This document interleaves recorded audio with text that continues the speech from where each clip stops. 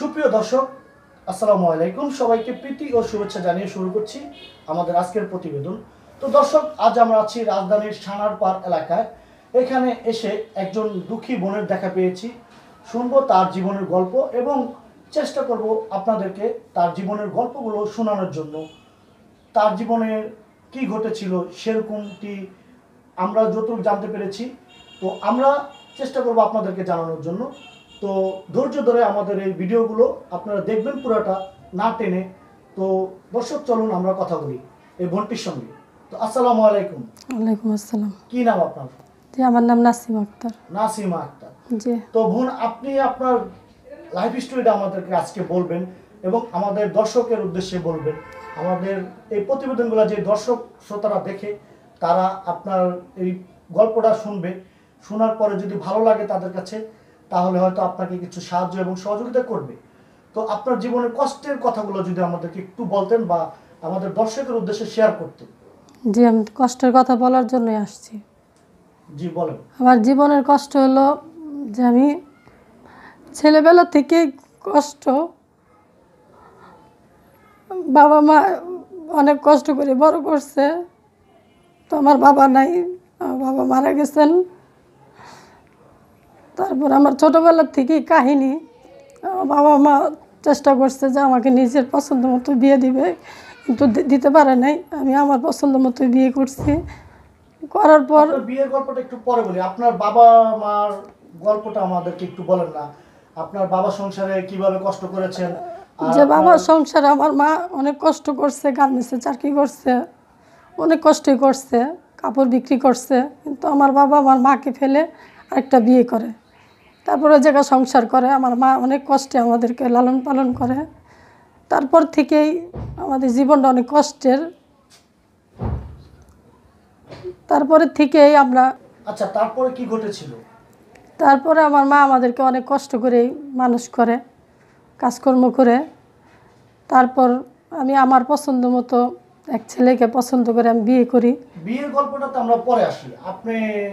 আপনার মা কষ্ট করেছে, আপনার পিতা দুটো বিয়ে করেছে এবং হ্যাঁ, আর কিভাবে মারা গেল সেই গল্পটা একটু বলেন না আমাদেরকে, ডিটেইলস। আমার বাবা আমার মাকে ছেড়ে চলে যায় যখন, আমরা শুনতে পারলাম যে আমার আব্বা একটা বিয়ে করছে, ও ঘরে দুটো ছেলে আছে। 10 বছর আমার মা কিছুই জানতো না, গোপনীয় ছিল। তারপরে যখন জানতে পারলো, তখন আমার আম্মা আমাদের বলল যে আমার চিন্তা নাই করলে আমার সন্তানদের চিন্তা তো করবা, ওদের খরচপাতি দাও। আমার বাবা আমাদের কোনো খরচপাতি চালায় নেই কে। তারপর আমার মা অনেক কষ্টে আমাদেরকে মানুষ করে। তারপর আমার বাবার কোনো খোঁজ খবর নেই। তারপর যা 10-15 বছর বয়স আমাদের যখন, তখন আমাদের বাবা আসছে আমাদের খোঁজ নিতে। নেওয়ার পরে তারপরে আমরা বেশি তারে পাত্তা দিই না। ছোটবেলায় তো বাবার আদর পেয়েছেন আপনি? হ্যাঁ, আমি ছোট থাকতে আমার বাবার আদর পেয়েছি, কিন্তু আমার যখন শুনছেন আপনার বাবা আরেকটা বিয়ে করেছে, তখন কি বাবার প্রতি একটা ঘৃণা চলে আসে? হ্যাঁ, আমার একটা ঘৃণা চলে আসছিল। বাবাকে একটা কথা বলছিলাম, আমার বাবারও একটা ঘৃণা আসছিল যে আমার একটা আদরের মেয়েটা আমার এই কথাটা বলল। আমার আরও 2টা ভাই আছে, ওরা আদর পায়নি ঠিক মতো। বাবা তো চলেই গেছে, ওই মহিলার কাছে ছিল।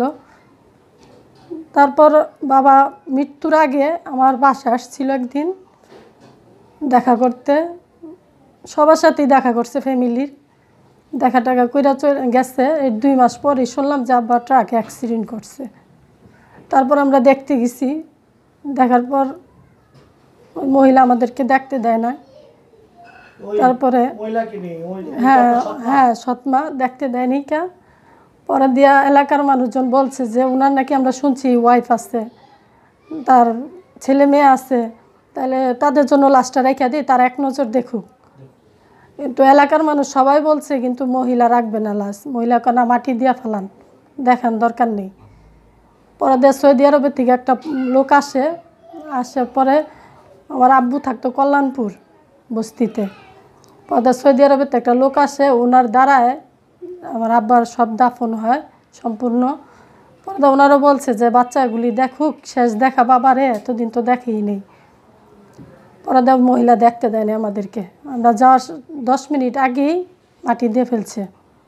আচ্ছা, তাহলে আপনি এখন তো বাবাকে খুব মিস করতেছে। হ্যাঁ, এখন বাবার অনেক এখন মিস বাবা করি। এবং মার কথা মনে পড়লে কান্না আসেন আপনার? হ্যাঁ, অবশ্যই কান্না আসে।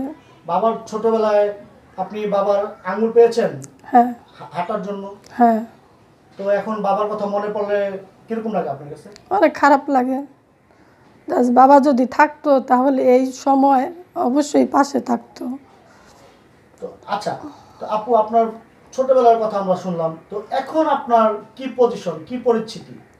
এখন পরিস্থিতি আমার অনেক খারাপ। আমার 3টা ছেলে মেয়ে নিয়ে আমি অনেক অসহায় অবস্থায় আছি। তাদেরকে ঠিকমতো দুবেলা আমি খাওয়াইতেও পারতেছি না। আমার স্বামী আজকে দীর্ঘ 8-10 বছর ধরে নিখোঁজের মতোই। সে আসলে আসে, না আসলে নাই। ছেলে মেয়েদের কোনো খোঁজ খবর নেয় না। আর্থিক সংকট। আমার একটা ছেলে কাজ করতো এতদিন, এখন তার 4 মাস ধরে মানা করে দেওয়া হয়েছে, সে বসা। আমি একটা কাজ করতাম টুকটাক, সেটা থেকে আমার মানা করে দিচ্ছে, আমি এখন বসা। কিন্তু এখন আমার সংসারটা চালানোর মতো অবস্থা নাই।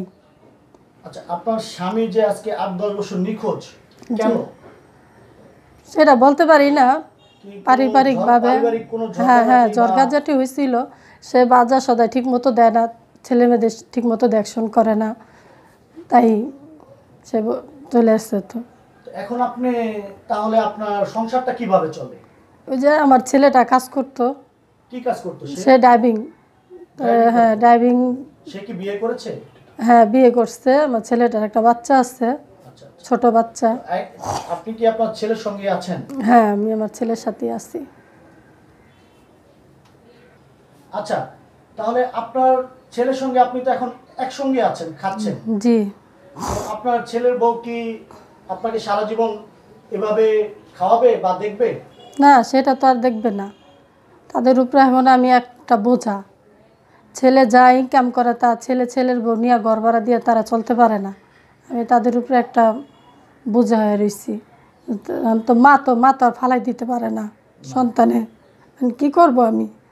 এখন আপনারা যদি আমাকে একটু আর্থিক সহযোগিতা করতেন আপনাদের মাধ্যমে, তাহলে আমি একটু নিজের সচ্ছলতার মতো নিজে চলতে পারতাম, আমার ছোট একটা মেয়ে নিয়ে। আচ্ছা, আপনি কোনো হাতের কাজ জানেন? জি, আমি জানি, সেলাই মেশিনের কাজ জানি। সেলাই মেশিনের কাজ জানেন?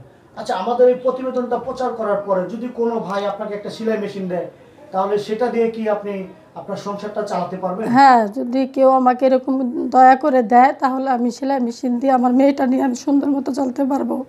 সুন্দর মতো চলতে পারবেন। সুপ্রিয় দর্শক, শুনলেন এই বোনটির কথা। বোন, আপনার নামটা যেন কি? জি, নাসিমা আক্তার। নাসিমা আক্তার জীবনের গল্প।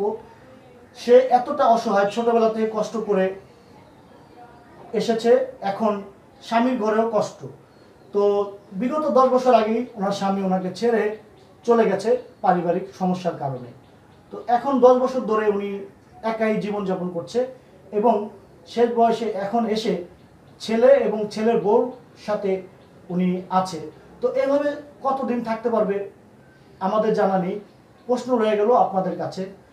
তো যদি দর্শক শ্রোতারা যারা আমাদের এই প্রতিবেদনগুলো দেখেন, আপনারা যদি কিছু কিছু করে এই বোনটিকে সাহায্য এবং সহযোগিতা করেন, তাহলে আমাদের সার্থকতা।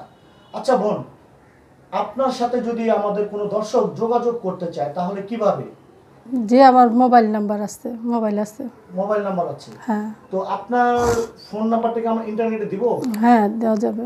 পৃথিবীতে অনেক লোকই আছে যারা আপনাকে সাহায্য এবং সহযোগিতা করবে, আবার কিছু কিছু লোক আছে আপনাকে ফোন করে আপনার সাথে খারাপ কথা বলতে পারে বা ডিস্টার্ব করতে পারে। তো আমরা কি নাম্বারটা দিব? হ্যাঁ, দেন। তো তাহলে বলেন নাম্বারটা। দর্শক, আমরা নাম্বারটা দিচ্ছি। নাসিমাপুরকে কেউ আপনারা খারাপ কমেন্ট করবেন না, কোনো বাজে কথা বলবেন না। 01 01 75 75 21 21 50 50 3 3 92। 92। জি, এটা আমার বিকাশ করা। বিকাশ করা। আচ্ছা, সম্মানিত দর্শক, নাম্বারটি বিকাশ করা। আমরা নাম্বারটা ইন্টারনেট দিয়ে দিলাম। আপনারা কেউ খারাপ কমেন্ট করবেন না এবং খারাপ মন্তব্য করবেন না, কারণ উনি একজন মা, উনি একজন বোন, উনি একজন মেয়ে। তো সব চিন্তা ভাবনা করে যদি আপনারা ওনাকে সাহায্য এবং সহযোগিতা করেন, সেটাই আমাদের সার্থকতা। তো বোন, আপনার আমাদের দর্শকের উদ্দেশ্যে কিছু বলার আছে? কোনো সাহায্য এবং সহযোগিতা হ্যাঁ, কোনো বলার কিছু আছে আমার। বলার আছে? হ্যাঁ, দর্শকের কাছে আমার এটাই চাওয়া যে আমার 3টা ছেলে মেয়ে, আমি অসহায়। এখন করোনার পর থেকে আমার 4 মাসের ঘর ভাড়া বাইজা গেছে, বাড়িওয়ালা আমাকে অনেক চাপ দিতেছে। আমার এখন কোনো কাজকর্ম নেই। যদি আপনারা আমাকে সাহায্য করেন তাহলে আমার ছেলে মেয়েগুলো নিয়ে আমি ভালোভাবে চলতে পারবো। এটাই আপনাদের কাছে আমার চাওয়া, এটাই রিকোয়েস্ট।